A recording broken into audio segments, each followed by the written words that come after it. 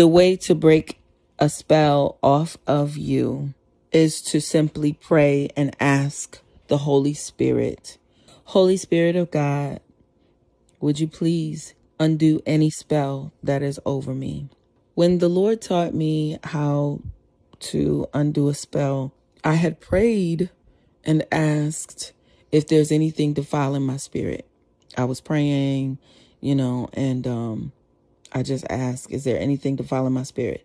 And then after I asked that question, I just remained quiet. I got still and I started like paying attention, even though my eyes were closed, paying attention to like what I was seeing in my mind's eye, and I started seeing this shadowy figure moving around.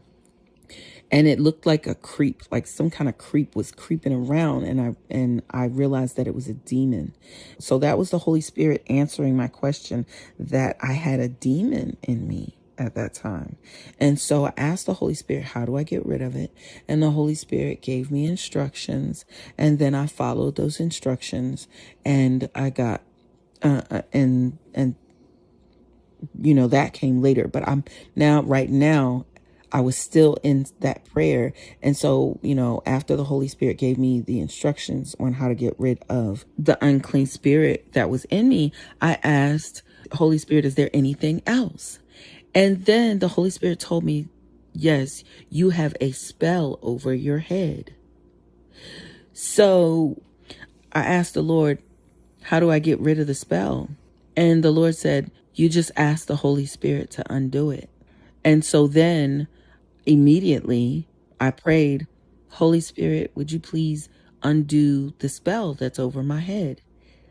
And when I prayed that, I heard, it was like that unclean spirit that was holding that spell over my head, or whatever that was, it was angry because it had to let me go. So I share that with you because I believe that that was the moment that the Lord broke off the generational curse that was over my life.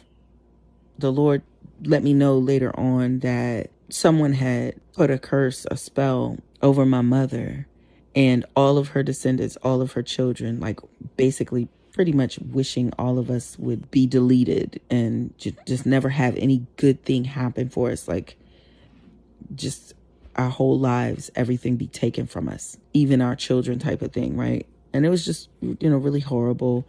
But I had no idea that that stuff was real. I had no idea that that stuff really could affect you. I felt like if you didn't believe in it, it couldn't hurt you or it couldn't harm you. And if I was a good person, then a curse without a cause would not alight, right?